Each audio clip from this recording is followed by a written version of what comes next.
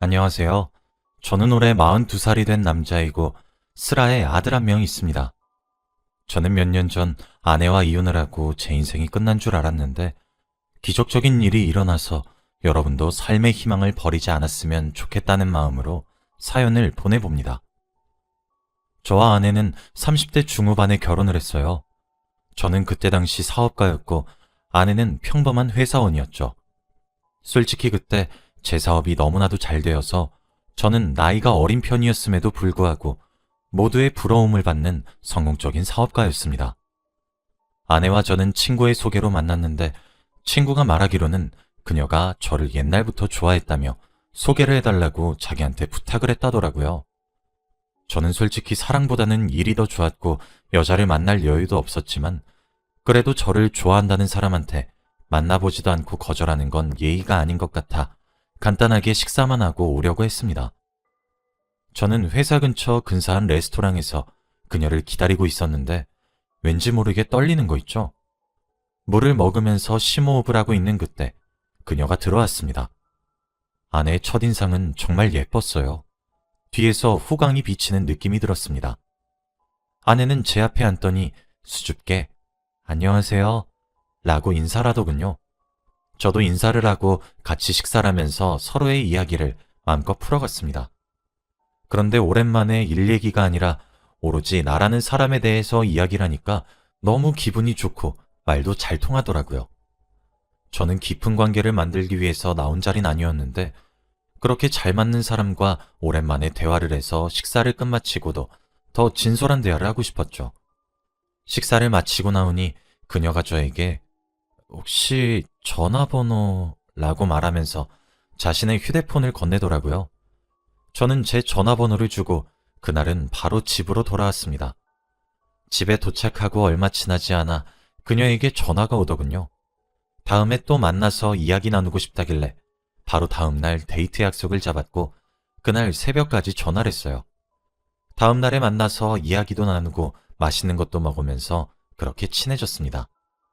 하지만 저는 아직까지는 그녀보다 회사가 우선이었기에 연애를 할 생각은 전혀 없었고 그저 편한 밥 친구로 남아주길 원했지만 그녀는 그렇지 않았던 것 같아요. 저를 세 번째 본 날부터 바로 좋아한다고 자신의 마음을 고백했고 계속 전화를 하면서 저의 모든 일상을 알고 싶어 했습니다. 저는 이대로는 안 될 것 같아서 솔직하게 제 마음을 말했어요. 연인으로 발전할 생각이 없다고 하니 그녀는 우울해하면서 알겠다고 하더라고요. 저는 그런 그녀가 걱정이 되긴 했지만 그래도 이렇게 솔직하게 말해주는 것이 낫다고 생각했습니다. 그래서 그녀의 기분도 풀어줄 겸 그날은 술을 거하게 마시려고 저는 제가 잘 알고 있는 술집으로 그녀를 데려갔어요. 그녀와 만날 때마다 밥만 먹고 카페만 갔었지 술은 한 번도 먹어본 적이 없었거든요. 저는 그날 술을 먹으면서 진솔한 이야기를 하면서 취해서 갔습니다. 그런데 다음날 아침에 일어나니 저는 어딘지 모르겠는 호텔방 침대에 누워있더군요. 더 놀라운 건 제 옆에 누워있는 그녀였습니다. 그녀도 잠에 취한 상태로 누워있었거든요. 저는 상황 파악이 전혀 되지 않았고 도대체 새벽에 무슨 일이 있었는지 떠올려 보려고 노력했지만 어제의 여파로 인해 머리가 깨질 듯이 아팠고 전혀 기억이 나지 않았습니다. 저는 옷을 얼른 입고 그곳을 빠져나와 집으로 돌아갔어요. 그녀를 깨우고 싶었지만 무슨 말을 들을지 무서워서 그냥 두고 나갔습니다. 저는 집으로 돌아와서 수치를 해소하고 기억을 상기시켜 보았지만 제 기억으로는 절대 그녀와 그런 일은 없었어요. 저는 제 기억을 믿고 그녀를 다시 만나지 않기로 결심한 뒤 평소와 같이 일에 매진했습니다. 그런데 그녀도 몇 주 동안 연락이 없더라고요. 저는 그렇게 저희의 관계가 끝난 줄 알고 저도 연락하지 않았습니다. 그런데 한 달 뒤 누군가 저를 찾아오더군요. 바로 그녀였습니다. 저는 비서에게 돌려보내라고 했지만 비서의 말로는 그녀가 제발 딱 한 번만 만나게 해달라고 사정사정을 한다고 하길래 어쩔 수 없이 그녀를 제 사무실에 들였어요. 그런데 그녀는 한동안 말이 없다가 테이블에 뭔가를 올렸는데 바로 임신 테스트기였죠. 두 줄이 명확하게 나 있었고 저는 멍하니 그것만 바라보고 있었습니다. 그녀는 이제 어떡할 거예요? 라고 한마디를 하더라고요. 솔직히 저는 그날 일 기억이 하나도 나지 않습니다. 죄송한 말씀이지만 제 아이가 맞나요? 무슨 소리를 하시는 거예요? 제가 여기저기서 꼬리 흔들고 다니는 여우 같나요? 그쪽밖에 없어요. 아, 그럼 어떻게 하시고 싶은지. 나을 거예요. 결혼해요, 우리. 저는 갑작스런 그녀의 말에 너무 당황스러웠지만 저도 제가 저지른 일에 책임을 져야 한다는 생각에 그녀의 말을 따르기로 했어요. 아내는 저희 집으로 짐을 다 옮겼고 그렇게 동거 생활을 했습니다. 결혼 전에 시댁분들 다 만나서 인사도 드리고 결혼식도 순탄하게 올렸어요. 아내와 저는 아무것도 모르는 사이였는데 한 집에서 같이 사니까 왠지 모르게 정이 생기면서 좋아하는 감정이 피어오르더군요. 근데 제가 일이 너무 바빠서 하루 종일 회사에 있으니 아내의 태교에 도움을 주지 못했습니다. 그래도 착한 아내는 괜찮다며 일 열심히 하라고 했고 저는 한도 없는 신용카드를 건네주며 여보 쇼핑 좋아하잖아. 이거 한도 없어. 마음껏 써. 라고 하며 아내의 기분을 풀어줄 수밖에 없었습니다. 그렇게 결혼 생활과 회사 일이 잘 흘러가고 있었는데 갑자기 회사 직원 중 한 명이 경쟁사로 가버리고 저희 회사의 정보를 다 빼내서 배신을 했어요. 그래서 저희 회사의 주가는 점점 떨어져 갔고 결국 부도가 나고 말았죠. 직원들은 한순간에 직장을 잃었고 저도 한순간에 빚만 3억이 되는 사람이 되었습니다. 그 직원은 단순히 경쟁사에서 월급을 더 올려준다는 조건에 올려서 저희 회사의 정보들을 다 가져다 준 것이더라고요. 그 직원 한 명 때문에 수많은 사람들이 일자리를 잃었죠. 저는 한순간에 빚쟁이가 되니까 세상이 다르게 보였습니다. 어제까지만 해도 호화로운 집에서 가정부가 해주는 밥과 럭셔리한 양복을 입고 비싼 시계를 찬 뒤 비서가 운전해주는 차로 회사에 출근했었는데 한순간에 원룸으로 와버렸죠. 아내는 저에게 이게 무슨 일이야 도대체? 라고 하면서 화를 냈어요. 입이 10개여도 할 말이 없었고 저는 그저 미안해 만 반복해야 했죠. 저는 어떻게든 생계를 유지해야 했기 때문에 아침 저녁으로 막노동을 뛰고 새벽에는 택배 상하차 일을 하면서 겨우겨우 먹고 살 정도로만 벌었어요. 그런데 아내는 아이가 5살이 되었는데도 일을 할 생각은 하지 않고 그저 저에게 돈 벌어와만 반복했습니다. 제가 같이 맞벌이를 하자고 해도 내가 왜? 라고 말을 하는 거 있죠. 애가 어릴 때는 애를 돌봐야 해서 안 된다고 했지만 애는 매번 장모님께 맡기고 자기는 맨날 나가서 돈만 쓰고 왔습니다. 그리고 애가 좀 크니까 아예 당당하게 왜 자기가 돈을 벌어야 하냐면서 여자는 집안일만 하면 된다고 하더군요. 그래도 저는 한 집안의 가장이니까 최선을 다해서 아내와 아이에게 책임감을 가지기로 했어요. 그런데 아내가 저에게 아침밥을 차려주지 않더라고요. 저에게 밥은 차려주지 않고 애한테만 차려주고는 쥐꼬리만한 월급 벌어오면서 뭘 얻어먹길 바래? 라는 말을 했습니다. 그래도 이 집이 이 정도로 굴러가고 있는 것도 저 덕분인데 손가락 까딱하지 않는 아내가 그렇게 말하니까 화가 나더라고요. 그뿐만이 아닙니다. 저는 아내에게 한 달에 한 번씩 생활비를 주는데 아내는 부족하다면서 더 달라고 했고 맨날 퇴근하고 집으로 가면 택배 박스가 산처럼 쌓여 있었어요. 좁은 집에서 계속 쓸데없는 물건만 늘리니 집은 더 좁아졌죠. 그래서 제가 참다 못해 아내에게 처음으로 쓴소리를 했습니다. 여보, 이건 좀 아니지 않아? 여보가 돈을 벌어오는 것도 아니고 나 혼자 버는 것도 벅차. 우리 저축하면서 살자, 응? 이런 쓸데없는 물건 사는 것도 좀 고치고. 그리고 나 빚만 3억이야. 우리 아들한테 안 물려주려면 내가 다 갚고 죽어야 하는데 좀 도와줘, 어? 뭐? 도와줘? 그 빚이 내 빚이니? 네가 사업해서 진 빚 아니야? 그리고 뭘 내가 쓸데없는 걸 샀다고 해. 이거 시간 지나면 다 쓸 일 있어. 그렇게 싫으면 그냥 이혼해. 아내는 무슨 말만 하면 이혼하자는 말만 달고 살았습니다. 그럴 때마다 저는 안 된다며 우리 아들 보고 다시 생각해달라며 매달리죠. 아내와 같이 돈 문제로 이야기를 시작하면 다툼은 항상 일어났고 아내는 제 말을 절대 듣지 않았습니다.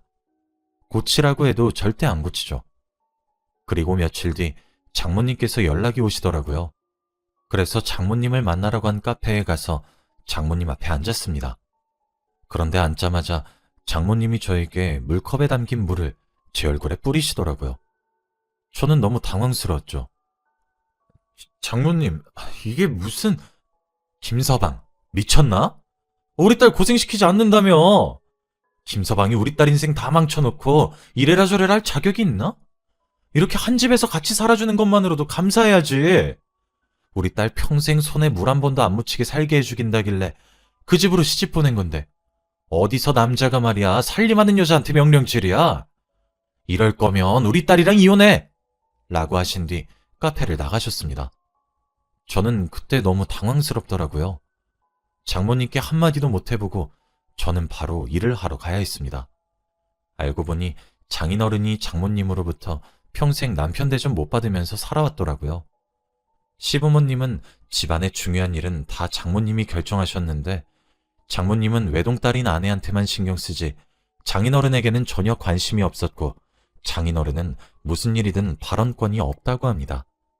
저도 장인어른처럼 남편 대접을 못 받고 살 것 같더라고요. 그 뒤로 저는 아내가 뭘 사든 어떻게 하는 단 한마디의 잔소리도 하지 않았습니다. 그런데 아내는 제가 잔소리를 하지 않는 게 괜찮아서 하지 않는다고 생각하는 건지 점점 더 사치를 부리기 시작했고 하다 명품까지 당당하게 사들이더군요. 어느 날은 집에 들어가니까 못 보던 명품 가방이 눈에 띄었고 어디서 났냐고 물어보니 선물 받았다고 하는 겁니다. 분명 아내의 지인 중에서 이런 명품을 선물할 사람이 없지만 그래도 더 물어보면 장모님께 바로 고자질할까봐 그렇구나 하고 넘겼습니다. 그런데 날이 갈수록 집안에는 명품 물건들이 하나씩 늘어났고 아내도 점점 사치 부리는 가격의 정도가 커졌어요. 여보, 이것들 다 선물 받은 거 맞아?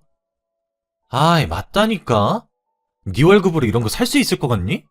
네 돈 안 건드려. 카드 명세서를 보니 정말로 거액을 청구한 내용이 없어서 다행이라고 생각했어요. 그런데 어느 날부터는 제가 집으로 들어가도 대놓고 누구랑 전화를 하고 있고 문자를 하는 겁니다. 저는 아내가 씻고 있는 동안 휴대폰을 보니 남자였죠. 돈 많은 남자였습니다. 알고 보니 명품 선물은 그 사람한테 받았던 것이었죠. 저는 아내에게 이게 뭐냐면서 따지니 아내의 대답이 가관이었습니다. 돈 못 버는 게 남자니? 나도 우리 가정을 위해서 노력하는 중이야. 아내가 힘들면 행복하게 해주는 것도 남편의 도리 아니야? 나 지금 행복하니까 건들지 마. 라고 하면서 당당하게 그 남자의 전화를 받고 아이 오빠 거리면서 애교를 잔뜩 피우고는 그 남자를 만나러 집 밖을 나갔어요. 그리고 아내는 하루 종일 집에 오지 않았죠. 저는 자고 있는 어린 아들을 껴안고 펑펑 울었습니다. 정말 어떻게 해야 할지 모르겠더라고요. 아내는 당당하게 불륜을 저지르고 있고 빚은 줄어들 생각을 안 하니 오만 가지 생각이 다 들었습니다. 저는 다음 날 아들을 유치원에 보내고 낮부터 술을 마시기 시작했어요. 도저히 맨정신으로는 살 힘이 나지 않아서 술 기운을 빌리기로 했죠. 그렇게 술이 거하게 취하고는 저는 집으로 돌아가는 길에 복권 판매점이 눈에 띄더라고요. 평소에 저는 복권을 사는 돈마저 아깝다고 생각해서 한 번도 사본 적이 없는데 왠지 모르게 그날따라 사야 할 것 같았습니다. 그래서 술 냄새를 폴폴 풍기면서 복권 한 장을 샀죠. 결과가 나올 때까지 며칠이 걸렸는데 저는 기대감도 없이 일만 했습니다. 그렇게 며칠 동안 복권을 산 기억을 깜빡 잊은 채로 현생에만 집중했어요. 그런데 저는 토요일 저녁에 갑자기 지갑 속에 넣어둔 로또 종이가 생각이 났고 숫자를 확인해보니 제가 1등에 당첨된 게 아니겠습니까? 저는 눈을 씻고 다시 봐도 1등이 확실했고 상금은 무려 18억이었어요. 저는 이게 꿈인지 생신지 전혀 믿기지 않았죠. 그 돈이면 제 빚은 물론 평생 먹고 살 수 있을 정도의 돈이었으니까요. 저는 월요일 아침이 되자마자 은행으로 가서 당첨금을 수령하고 집으로 돌아왔더니 아내가 집에 있었습니다. 저는 당당하게 이혼을 하자고 요구했고 그녀도 이제야 나 풀어주는 거야? 라고 하며 굉장히 좋아하더라고요. 너 그 남자랑 살 거야? 아니, 그 남자 유부남이야. 그냥 돈 받아 먹으면서 지내는 거지. 너도 처음엔 돈 많아서 내가 찍잡된 건데? 날 사랑하긴 했니? 사랑했지. 너 말고 네 돈을. 저는 당당한 아내의 말투에 할 말을 잃었어요. 그렇게 저희 관계는 끝이 났고 아이는 제가 데리고 와서 키우게 되었습니다. 저는 제가 받은 당첨금으로 집도 새로 사고 모든 것을 다 새로 시작했답니다. 사업도 조그만하게 다시 시작했는데 한번 해본 경험이 있으니 승승장구하고 있죠. 그렇게 몇 년이 지났고 아들도 어느덧 많이 컸어요. 그런데 어디서 들었는지 아내가 제 이야기를 듣고 저를 찾아왔더라고요. 다시 합치자면서요. 저는 그런 그녀가 우습기만 했고 그 말에 대답을 할 가치가 없었습니다. 아내는 그 남자에게 꽃뱀이라고 배신을 당해서 있는 돈 없는 돈 하며 다 뜯겼고 그 남자의 아내한테 고소까지 당해서 위자료까지 내야 한다고 하더라고요. 결국 또 돈 때문에 저를 찾아온 거죠. 저는 절대 안 된다며 다시는 찾아오지 말라고 내쫓았습니다. 그런데 원래라면 며칠 동안 집착할 아내가 정말로 다시는 안 오더라고요. 저는 다행이다 싶었고 다시 일상으로 돌아왔죠. 그런데 며칠 뒤 제가 퇴근을 하고 집으로 왔는데 저희 아들이 갑자기 진지하게 저를 앉히더니 아버지, 제가 사고를 쳐서 그런데 합의금 5천만 원이 필요해요. 라는 말을 하는 게 아니겠습니까? 한 번도 사고를 쳐본 적이 없는 착실한 아이가 밖에서 그런 일을 벌였다는 것이 믿기지 않아서 아들한테 누구한테 그랬냐고 물어보니까 말을 잘 못하더라고요. 저는 그때 갑자기 아내가 떠올랐습니다. 아들은 거짓말을 전혀 못해서 거짓말을 하면 온몸에서 티가 나는데 그때가 딱 그랬거든요. 설마 엄마가 널 찾아왔니? 라고 물어보니 아들이 몇 분 뜸을 들이다가 네 라고 했습니다. 제게 찾아오지 않았던 이유가 바로 아들을 찾아갔기 때문이었죠. 아내는 5천만 원이 필요했고 아들이 달라고 하면 제가 줄 줄 알고 개인적으로 찾아가서 거짓말을 부탁했던 겁니다. 진정으로 그게 부모의 모습이 맞나요? 저는 너무 화가 나서 아내를 저와 아들에게 접근 금지 가처분 신청을 했고 절대 저희 근처에 얼씬도 못하게 했습니다. 그렇게 하니 저희 아들도 안심하더라고요. 그렇게 저는 지금까지도 아내의 얼굴을 단 한 번도 본 적이 없어요.